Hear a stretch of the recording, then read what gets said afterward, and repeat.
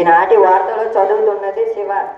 ఈనాటి వార్తల్లో ముఖ్యాంశాలు. నేటి ప్రాముఖ్యత: జాతీయ మహిళా ఉపాధ్యాయ దినోత్సవం, మరణ శిక్షణ రద్దు చేసిన జింబాబ్వే దేశం, సైబర్ నేరాల అడ్డంగా వాట్సాప్ కేంద్ర హోం మంత్రిత్వ వెల్లడి, వచ్చే విద్యా సంవత్సరం నుంచి తల్లికి వందనం పథకం అమలు చేసినట్లు రాష్ట్ర ప్రభుత్వం ప్రకటించింది. ఆస్ట్రేలియాతో జరుగుతున్న 5వ టెస్ట్ మ్యాచ్లో భోజన సమయానికి 3 వికెట్లు కోల్పోయి 57 పరుగులు చేసిన భారత్. వాతావరణం: కనిష్ట ఉష్ణోగ్రత 14 డిగ్రీల సెల్సియస్, గరిష్ట ఉష్ణోగ్రత 27 డిగ్రీల సెల్సియస్. ధన్యవాదాలు. ఇలాంటి పోతున్నది గీతిక. అందరికీ శుభోదయం. ఈనాటి కొత్త పదం: అహిమాకరుడు. సూర్యుడు, భాస్కరుడు. వాక్య ప్రయోగం: అహిమాకరుడు తన వెచ్చని కిరణాలతో భూతాపాన్ని పెంచుతున్నాడు. ఈనాటి కొత్త పదాన్ని నేను మరలా చెప్పబోతున్నాను. నాతో పాటు పునః ఉచ్చరించండి. అహిమాకరుడు, సూర్యుడు, భాస్కరుడు. ధన్యవాదాలు.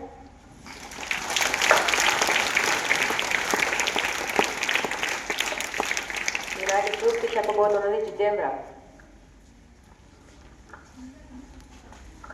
అందరికీ శుభోదయం. ఈనాటి సూక్తి: నిరంతరం వెలిగే సూర్యుని చూసి చీకటి భయపడుతుంది, అలాగే నిరంతరం శ్రమించే వాడిని చూసి వాటిని భయపడుతుంది. నేను ఈరోజు సూక్తి మరలా చెప్పబోతున్నాను, మీరు కూడా పునరావర్తన చేయండి. నిరంతరం వెలిగే సూర్యుని చూసి చీకటి భయపడుతుంది, అలాగే నిరంతరం శ్రమించే వాడిని చూసి వాటిని భయపడుతుంది. ధన్యవాదాలు.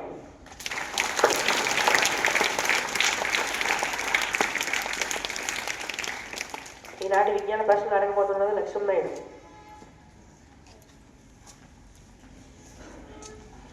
అందరికీ శుభోదయం. ఈనాటి విజ్ఞాన ప్రశ్నలు. మొదటి ప్రశ్న: జాతీయ యువజన దినోత్సవం ఎప్పుడు? నేను మరలా అడగబోతున్నాను, జాతీయ యువజన దినోత్సవం ఎప్పుడు? జవాబు: జనవరి 12. తెలుగులో తొలి నవల రచయిత ఎవరు? తెలుగులో తొలి నవల రచయిత ఎవరు? జవాబు: కందుకూరి వీరేశలింగం పంతులు. జ్ఞాన్పీఠ్ పురస్కారం పొందిన మొదటి తెలుగు కవి ఎవరు? నేను మరలా అడగబోతున్నాను, జ్ఞాన్పీఠ్ పురస్కారం పొందిన మొదటి తెలుగు కవి ఎవరు? జవాబు: విశ్వనాథ సత్యనారాయణ శాస్త్రి. జాందయాల బాబయ్య శాస్త్రి కలం పేరేంటి? జవాబు: కరుణాశ్రీ. మా మామ మీ మామే, మీ మామ మా మామే, మా మామ మా మామే, మీ మామ మీ మామ అనేది ఏ అలంకారం? జవాబు: నృత్యం. ధన్యవాదాలు.